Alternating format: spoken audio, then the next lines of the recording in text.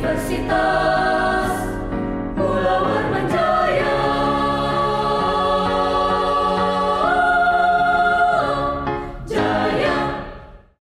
Assalamualaikum warahmatullahi wabarakatuh. Perkenalkan, saya Lili Triana. Saya adalah dosen program studi Sarjana Hukum Universitas Mula Warman, Samarinda, di minat studi Hukum Perdata. Salah satu mata kuliah yang saya ajarkan adalah Hukum Kekayaan Intelektual. Pada hari ini, saya akan menjelaskan tentang teknik pengajaran saya dengan menggunakan metode DIA. DIA adalah Delivery, Interaction, dan Assessment pada mata kuliah Hukum Kekayaan Intelektual pada semester 4 dengan bobot 2 SKS. Sebelum menjelaskan lebih lanjut mengenai teknik pengajaran saya, terlebih dahulu saya akan menjelaskan deskripsi singkat, luaran yang diharapkan, dan model pembelajaran pada kuliah HKI ini. HKI merupakan mata kuliah yang bertujuan agar mahasiswa mampu berpikir atraktif, sehingga didapatkan pemahaman secara komprehensif mengenai pentingnya manfaat mempelajari hak kekayaan intelektual. Dalam rangka mengajarkan mahasiswa agar mahir menguasai, mengembangkan, dan menggunakan ilmu HKI, karenanya diperlukan metode pembelajaran dengan cara pemberian materi hukum kekayaan intelektual, beserta dengan metode penyelesaian kasus dengan metode paper-based learning. Terkait dengan hak cipta dan ekspresi budaya tradisional, rahasia dagang, paten, desain industri, merek, dan indikasi geografis, varietas tanaman, tata letak sirkuit terpadu, serta sumber daya genetik dan pengetahuan tradisional. Hingga pada akhirnya tujuan pembelajaran dari mata kuliah ini adalah mahasiswa mampu memahami hukum dari perspektif kekayaan intelektual. Mahasiswa mampu untuk berpikir, memahami makna, manfaat, dan tujuan dari HKI, serta menggugah ketertarikan mahasiswa terhadap hak kekayaan intelektual. Kemudian, apa saja yang ingin dicapai pada pembelajaran dari mata kuliah ini? Bagaimana kemudian mahasiswa mampu menguasai, mengembangkan, dan mengurai kasus hukum dari perspektif HKI. Kemudian mahasiswa mampu memanfaatkan menggunakan ilmu HKI dalam membuat proposal penelitian hukum dengan menggunakan pendekatan HKI. Mata kuliah ini akan dibahas dengan topik yang berbeda sebanyak kurang lebih 14 kali pertemuan. Karena idealnya dalam 16 kali pertemuan, karena di 2 kali pertemuan itu akan kita persiapkan untuk ujian tengah semester dan kemudian ujian akhir semester. Nah, setelah kita tahu bagaimana kemudian gambaran singkat dari mata kuliah hukum kekayaan intelektual yang saya ampu, selanjutnya saya akan menjelaskan bagaimana kemudian teknik pengajaran saya dengan menggunakan metode DIA. Yang pertama adalah delivery. Bagaimana saya menyampaikan perkuliahan kepada mahasiswa? Ada beberapa strategi yang saya gunakan dalam penyampaian perkuliahan. Nah, biasanya karena masih dalam pandemi, jadi ada beberapa yang kami mulai dengan metode pembelajaran asinkronus atau tatap maya. Yang pertama, kami mulai dengan penyampaian dengan menggunakan teori-teori dari berbagai sumber referensi buku peraturan perundang-undangan dan sumber tertulis lainnya yang berhubungan dengan HKI. Yang pertama dari peraturan perundang-undangan, saya sampaikan beberapa hal yang berhubungan dengan Undang-Undang Nomor 28 Tahun 2014 tentang Hak Cipta. Kemudian Undang-Undang Nomor 13 Tahun 2016 tentang paten, Undang-Undang Nomor 20 Tahun 2016 tentang merek, Undang-Undang Nomor 29 Tahun 2000 tentang perlindungan varietas tanaman. Undang-Undang 30 Tahun 2000 tentang rahasia dagang. Kemudian Undang-Undang 31 Tahun 2000 tentang desain industri. Undang-Undang 32 Tahun 2000 tentang desain tata letak sirkuit terpadu. Yang kemudian pada Metode selanjutnya saya biasanya juga memblending dengan teknik paper based learning yang biasanya kita akan membagi mahasiswa kita ke dalam beberapa kelompok kecil untuk melakukan diskusi. Jadi setelah penyampaian di kelas di setiap 2 minggu, saya meminta kepada mahasiswa untuk menyelesaikan sebuah materi kasus yang saya berikan. Biasanya isu yang saya berikan berhubungan dengan isu-isu terbaru yang berhubungan dengan materi HKI yang sedang dibahas dan kemudian mahasiswa membuat laporan. Namun untuk presentasinya akan saya ajak secara per individu. Dengan cara ini saya yakin akan efektif karena membuat mahasiswa dipaksa untuk menjadi lebih mempersiapkan dirinya karena setiap orang memiliki kemungkinan yang sama untuk maju presentasi di setiap minggunya. Kemudian teknik yang selanjutnya adalah interaction. Bagaimana saya berinteraksi dengan mahasiswa dalam perkuliahan. Saya ada beberapa saluran komunikasi yang saya gunakan di dalam kelas karena memang masih dalam proses pembelajaran daring, maka saya kemudian selalu mengkoreksi mahasiswa untuk berpartisipasi aktif, untuk bertanya dan mengemukakan isu-isu di kelas agar proses belajar mengajar berjalan komunikatif dan dua arah.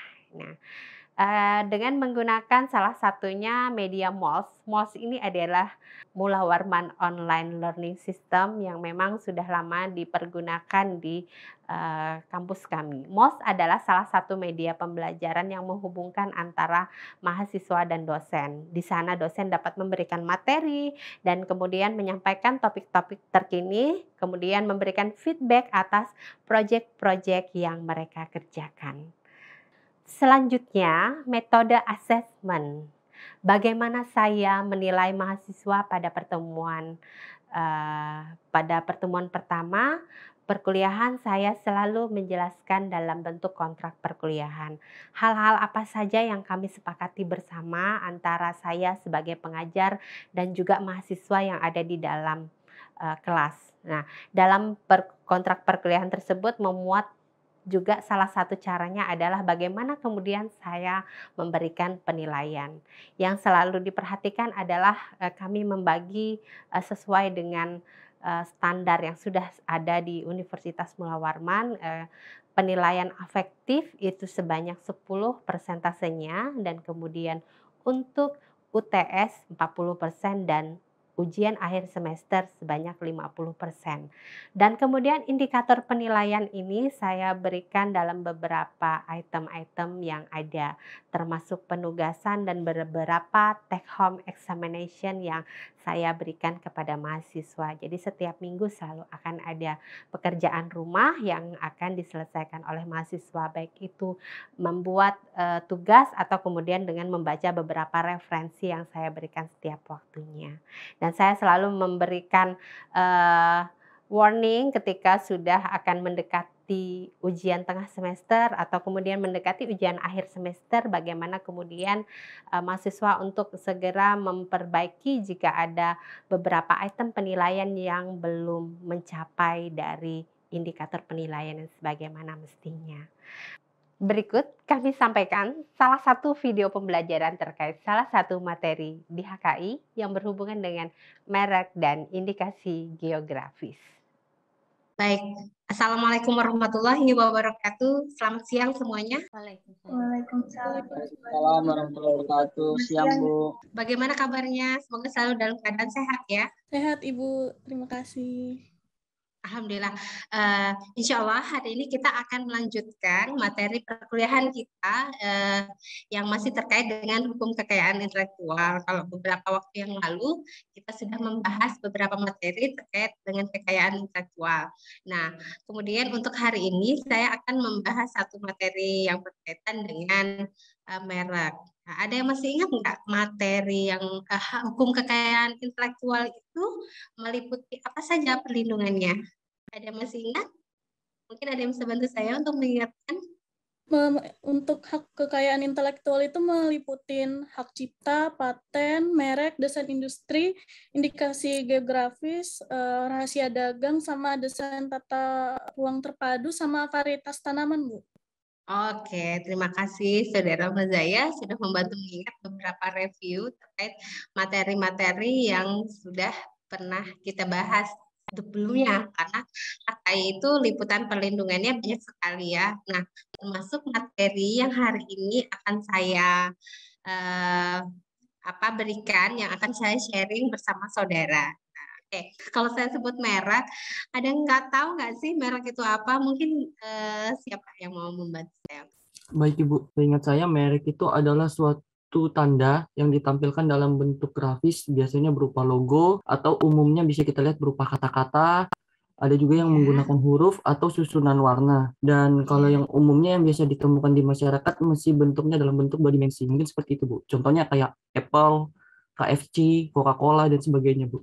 Oke, kalau saya di bagian terakhir yang disampaikan oleh Genaro, berarti saya semakin paham bahwa sebenarnya konstruksi dari perlindungan atau pengertian dari merek itu kira-kira ya adalah penanda atau identitas bagi beberapa barang ya.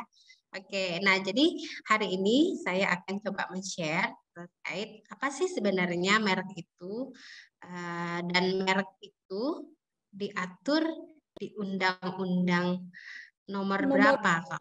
20, Bu, tahun 2016. Wes, sudah ada yang membaca materi ya, sesuai dengan pesan saya sebelumnya, karena biasanya Bu Lili kan kalau misalnya sehari atau sehari sih 1 minggu ya, karena pertemuan kita 1 sesi ya setiap waktunya. Jadi sebelum kita memulai perkuliahan selalu akan saya ingatkan mempersiapkan materi yang terkait dengan apa yang akan kita bahas. Mengingat hari ini saya akan menjelaskan tentang merek, insya Allah semuanya sudah membaca beberapa peraturan terkait yang berhubungan dengan merek tadi. Jadi ya betul. Jadi merek itu diatur di Undang-Undang Nomor 20 Tahun 2016. Nah, apakah kalian memperhatikan apa yang ada di depan ini? Mungkin mengenalnya. Iya, Bu. Ada beberapa ya di sini yang mungkin kalian sangat familiar sekali. Contohnya Coca-Cola. Coca-Cola ini apa ya, Marta? Kalau Coca-Cola itu Bu sejenis minuman, Bu. Oke, Marta tahu banget kalau jenis soft drink. Terus kemudian yang di bawahnya nih, yang ini yang warna satu lagi deh, yang Nescafe. Kopi. Kopi jelas kalau Hendra tahu banget yang berhubungan dengan minuman yang selalu dikonsumsi teman-teman. Biasanya nggak cuman kalau trennya ya, kalau sekarang kalau ngopi itu nggak cuman trennya di cowok, cewek juga sering menggunakan untuk kemudian diminum gitu. Oke, fine. Nah, itu adalah beberapa hal contoh dari merek itu sendiri. Nah, coba kita perhatikan ini. Nah, ini tadi sebenarnya kalau cuman melihat dari ini, cuman melihat dari gambar ini saja, saya nggak ada namanya kan ya. Tapi kalian tahu ya yang saya tunjuk yang di atas, soft drink yang di atas itu apa? Coca-Cola, Bu. Kalau ini? Oke, kalau yang di atas ini kan sebenarnya cuman gambar biasa ya. Tapi tanpa menyebut ada tulisannya pun kalian sudah mengenal ya yang di atas ini. Ini adalah merek, salah satu merek. Starbucks, Bu. Ya, merek minuman ya, salah satu minuman, minuman di coffee shop ya, dengan merek Starbucks. Di bawahnya juga ada kue dan kopi, dan kalau di sini sih dia udah jelas ya, karena dia satu etiket ada merek di sana, sehingga ketika hanya melihat gambarnya saja tanpa kemudian melihat tulisannya itu kalian sudah tahu dan sudah mengenal. Kenapa? Karena merek itu sebagai identitas dari sebuah produk, baik itu makanan atau minuman atau kemudian dia jasa. Nah, kalau kita memperhatikan dari pengertian merek, ini adalah merek ya, atau kemudian merek dagang biasanya dengan simbol TM atau R dengan simbol yang seperti ini adalah nama, atau kemudian dia tanda atau simbol yang kemudian dia diasosiasikan dengan produk atau jasa sebagai identitas dari produk tersebut atau kemudian jasa tersebut, sehingga mencoba memberikan definisi atas pengertian merek saya pikir cukup mudah ya, ketika ada saja nama atau dia dalam bentuk tulisan atau dia gambar atau hanya dengan simbol saja atau dia satu etiket semuanya. Jadi satu etiket itu misalnya ada gambar, ada tulisan ya, atau dia ada tanda, ada simbol, ada namanya juga, itu satu keseluruhan. Jadi seperti contoh yang di atas itu dia cuma gambar saja, Starbucks namanya. Tapi kalau yang di bawah itu ada namanya, ada tulisannya Jeko di situ, ada logonya, ada desain logonya ya di situ ya. Nah, itu adalah dia sudah juga satu etiket. Jadi bisa saja merek itu hanya berupa gambar, kemudian berupa logo, atau kemudian dia nama, atau dia hanya kata atau angka saja. Pernah lihat nggak merek dengan susunan angka saja? Atau hanya susunan warna? Pernah nggak? Anu Bu, 21 Bu. Oh, 21 itu 21 ya, cuman angka aja ya. Ya, atau Oke. yang bioskop itu. Itu kan angka Romawi. Iya, ada Bioskop. juga kan 21 yang selain Romawi ada juga kan 21 Iya, Cinema 21. angka. Sinema. Jadi kalau dalam pasal 1 ayat 1 di Undang-Undang 20 tahun 2016 tentang merek dan indikasi geografis, bahwa kemudian merek adalah tanda yang dapat ditampilkan secara grafis berupa gambar, logo, nama, kata, huruf, angka, susunan warna dalam bentuk 2 dimensi dan atau 3 dimensi, atau dia suara atau kombinasinya, atau kemudian lebih dari unsur-unsur tersebut untuk kemudian membedakan antara barang dan atau jasa yang diproduksi oleh orang atau badan hukum dalam kegiatan perdagangan barang dan atau jasa. Maka kemudian merek dan rahasia dagang ini dia juga ada dalam pengaturan di perdagangan kita. Jadi dalam hukum dagang itu salah satunya ada yang mengatur tentang merek dan rahasia dagang. Kenapa? Karena dia merupakan bagian dari lintas perdagangan. Kenapa? Karena komoditi yang diperdagangkan itu adalah barang dan jasa. Nah, ini juga bisa kita dapatkan di materi, salah satu chapter materi yang ada di dalam hukum dagang seperti itu. Nah, kemarin juga saudara juga telah membaca beberapa hal yang diatur di Undang-Undang Nomor 20 Tahun 2016. Nah, kemudian fungsi merek ini apa ya? Jadi kemudian sudah tahu ketika tadi fungsi merek ini adalah sebagai tanda pengenal dari produknya ya. Jadi dengan hanya melihat gambarnya saja kita sudah bisa mengenali. Oh, ini produk A gitu. Misalnya ketika cuma lihat gambar yang tadi, gambarnya Starbucks itu tahu ini punya Starbucks tanpa harus kemudian melihat tulisannya. Jadi sebagai tanda pengenal. Atau kemudian di tempat lain ngelihat produk B yang mungkin dia cuman dalam bentuk gambar simbol maksud saya. Jadi kalau ada simbol mungkin di beberapa toko sport alat olahraga ada nggak? Masih ingat nggak beberapa merek yang menggunakan simbol saja? Contohnya simbol yang kayak gini. Nike, Bu. Nike, ya oke. Nike, terus apa lagi yang kayak bersusun balok? Adidas, Bu. Adidas. Hanya dengan melihat itu pasti udah kenal. Oh, produk. Oh, ini Adidas nih. Oh, ini Nike. Oh, ini Reebok. Oh, ini dan seterusnya. Jadi hanya kemudian memperhatikan itu sebagai tanda pengenal ya. Jadi sebagai tanda pengenal bagi setiap merek. Nah, kemudian hanya dengan menyebut mereknya saja ini sebagai alat promosi. Alat promosi dari merek yang ada itu tadi. Ya kan? Nah, jadi kalau misalnya tidak perlu saya bawa barangnya, tapi hanya dengan menyebut mereknya saja kita sudah bisa mempromotkan satu merek itu tadi. Nah, kemudian yang selanjutnya ini sebagai citra dan reputasi barang atau jasa. Nah, maksudnya seperti apa? Kenapa bisa dijadikan sebagai citra atau kemudian reputasi barang atau jasa? Misalnya sama-sama nih, sama-sama air mineral gitu ya. Tapi yang satunya merek Aqua, terus yang lainnya mungkin dengan merek Vesta. Kira-kira kalian tahu yang punya reputasi dan citra yang mungkin sudah dikenal publik, sudah dikenal baik, isi yang ada di dalam air mineral itu menurut kalian dengan citra yang ada itu ada pada merek yang mana? Aqua, Bu.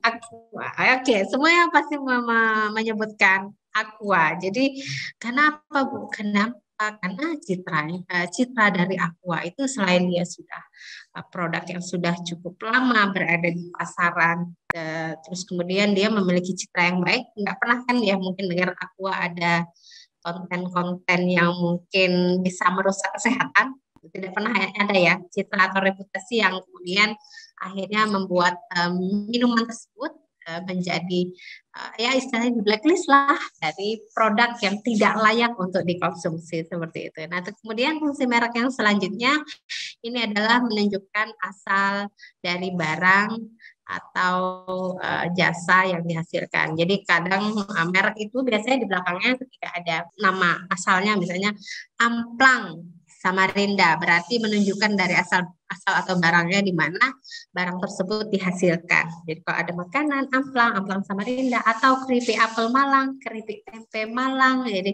atau bluder Malang. Nah, jadi sudah tahu bahwa kemudian asal dari barang yang dihasilkan itu dari satu tempat tersebut. Nah, itu yang berhubungan dengan fungsi merek ya. Sampai di sini saudara paham? Paham Ibu, terima kasih Ibu. Oke, paham. Saya lanjutkan ya. Ada beberapa materi, kalau misalnya saya lewatin, ini mungkin bisa saudara baca, nanti saya akan share di MOS kita. Ada yang mau bertanya mungkin sebelum saya lanjutkan? Ada yang mau bertanya? Cukup paham ya, karena tadi dalam beberapa proses kita sudah, ketika saya bertanya, kalian bisa menjawab itu dengan baik. Jadi saya pikir kalian sudah memahami dari merek yang dari materi merek yang saya sampaikan, sehingga kemudian nanti kalau misalnya ada yang tidak dipahami, kan kita punya MOS dan kemudian grup WhatsApp ya, yang kita bisa berdiskusi seandainya mungkin ketika setelah pada saat kegiatan kita tatap maya ini ada beberapa hal yang saudara tidak pahami. Jadi kita masih tetap memiliki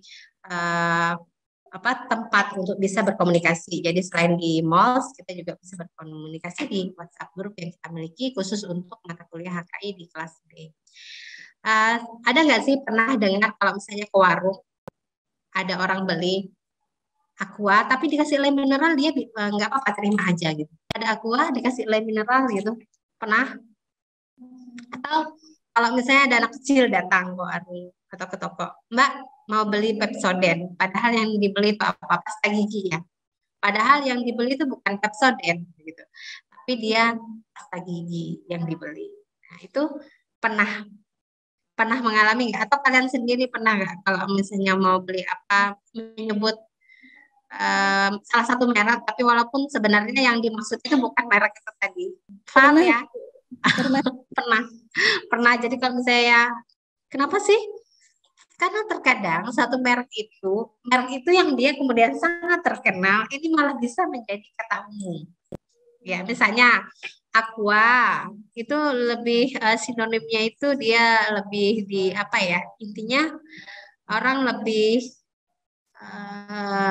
kenal ya sebagai kata umum, padahal sebenarnya air mineral kan, meskipun yang dibeli lem mineral atau yang dibeli itu Cleo mungkin yang terbagus karena ada beberapa produk baru kan ya, tapi kan orang biasa udah melekat nih, merek yang udah sangat dikenal udah lama dan dia udah melekat gitu. Jadi ketika menyebut aqua aja meskipun dikasih lem mineral juga fine, nggak apa-apa gitu. Kenapa? Ya karena yang mau sebenarnya adalah air mineral, tapi karena udah terbangun gitu ya, udah mengenal merek yang ada itu yang sudah melekat itu adalah aqua, maka ya setiap itu masih selalu diucapkan meskipun bukan aqua yang dimaksud, yang diinginkan. Nah, selanjutnya kayak Pepsodent juga. Ini bisa diartikan sebagai sinonim dari semua pasta gigi. Sebenarnya yang diambil Ciptaden atau kemudian Colgate atau beberapa merek lain. Tapi yang diingat itu adalah Pepsodent. Ada Pepsodent, ya kan? Karena apa? Karena merek ini sudah terkenal dan kemudian dia malah dia sudah menjadi kata umum sehingga dia lebih kental ketika bicara Pepsodent. Ya sebenarnya Pepsodent adalah pasta gigi meskipun ada merek-merek yang lain, tapi yang justru lebih dikenal itu adalah merek dari Pepsodent itu sendiri. Oke. Silakan ya yang mau bertanya, nanti langsung saja, misalnya Marta mau bertanya apa, mungkin Genaro mau bertanya, nanti langsung saja ya. Ibu izin bertanya Bu. Ya, oke, silakan Saudara Genaro. Baik Bu, tadi ini pertanyaannya kepikir karena Ibu tadi berkata kan kita dalam bertransaksi di masyarakat itu ada tuh yang kita misalnya mau beli Pepsodent, akhirnya dikasih misalnya Ciptaden gitu. Nah, Ini berkaitan juga dengan tugas yang kemarin pernah saya bikin. Ternyata ada tuh dua merek yang sama-sama, misalnya Ciptaden Strong sama Pepsodent Strong. Tujuannya kayak mengecoh gitu Bu, mengecoh masyarakat. Ada juga kayak KFC sama KEC. KEC sama KFC. Nah, EC hal-hal sama seperti itu Bu, KFC. apakah diperbolehkankah kalau secara hukum? Apakah hal-hal seperti itu dari segi kekayaan intelektual, apakah hal seperti itu diperbolehkan? Karena kan Ya. dari awal tujuannya orang-orang seperti itu hanya untuk apa ya? Mengecoh lah, kita bisa bilang, mengambil pasar yang dimiliki oleh suatu merek yang sudah cukup besar. Itu bagaimana ya Bu? Oke, terima kasih Saudara Genaro. Apa saudara-saudara ada yang mau menanggapi? Ada merek yang kemudian merek ini sudah terkenal. Terus kemudian merek terkenal ini istilahnya dia dipergunakan oleh merek-merek baru supaya kalau orang lihat KFC dengan KEC, oh nih karena bunyi-bunyinya hampir mirip atau didesain mereknya itu warnanya hampir sama dengan warna KFC. KFC itu yang dominan apa tuh? Kalau KFC itu yang dominan apanya dari mereknya? Nah, tulisannya ya. Warna sama tokoh pendirinya itu Bu. Sama warna sih ya. Biasanya kalau KFC itu warna merah, jadi ada beberapa juga yang pakai KFC atau EFC kayak gitu. Tapi pakai warna merah dengan spelling yang hampir sama gitu ya. Jadi ketika menyebutkannya itu hampir sama. Itu boleh atau tidak kalau di dalam merek. Nah, tergantung lagi apakah merek itu sebenarnya gini, itu istilahnya adalah passing off. Passing off itu dia adalah salah satu bentuk pemboncengan merek. Jadi merek yang udah terkenal itu dibonceng, jadi dipakai oleh merek-merek yang baru grow up atau dia baru starting up, dia pakai itu. Sebenarnya pada prinsipnya sebenarnya ketika sebuah merek itu dia berada pada kelas yang sama atau kemudian dia ada kan ya nice classification, itu pendaftaran merek bahwa kemudian setiap merek itu ada kelasnya, ada kelas makanan, atau dia kelas minuman, atau kemudian dia kelas kosmetik atau di kelas-kelas yang lain. Nah, sehingga kalau seandainya dengan merek yang sama tapi dia berbeda kelas, itu boleh saja. Tapi kalau dia sama-sama satu kelas, itu yang tidak diperbolehkan. Itu yang pasti nanti akan ditolak untuk permohonan mereknya. Jadi diusahakan ketika kita mendaftarkan merek, itu merek tidak boleh berada pada kelas yang sama. Sama aja kan kalau mungkin pernah lihat ABC.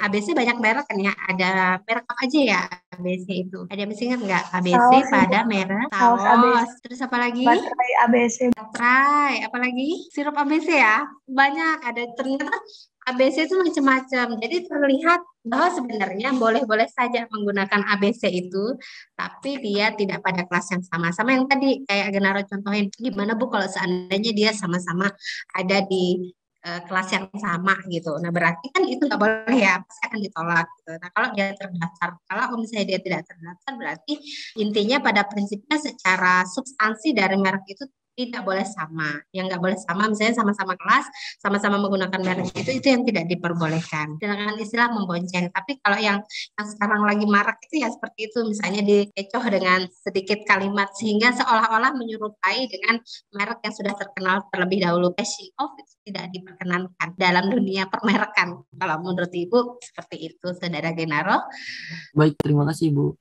Oke, saudara-saudara, untuk tugas itu nanti silahkan saudara mengecek di classroom yang kita miliki. Jadi ada di classroom yang terhubung dengan MOS, gitu ya. Jadi bisa dicek di MOS untuk tugas yang nanti harus diselesaikan. Insya Allah di pertemuan berikutnya kita akan membahas beberapa hal yang terkait dengan beberapa kasus yang berhubungan dengan sengketa merek. Nah, nanti kita akan menggunakan beberapa metode yang mungkin udah kita familiar lakukan, seperti model nanti kita akan membagi dalam bentuk kelompok, dalam bentuk paper based learning tentunya. Jadi nanti kita akan membedah satu kasus yang berhubungan dengan merek.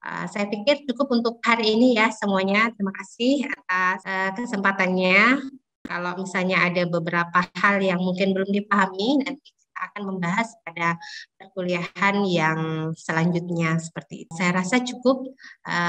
Selamat siang. Assalamualaikum warahmatullahi wabarakatuh. Waalaikumsalam warahmatullahi wabarakatuh. Oke, Bu, selamat siang. Terima kasih, Bu.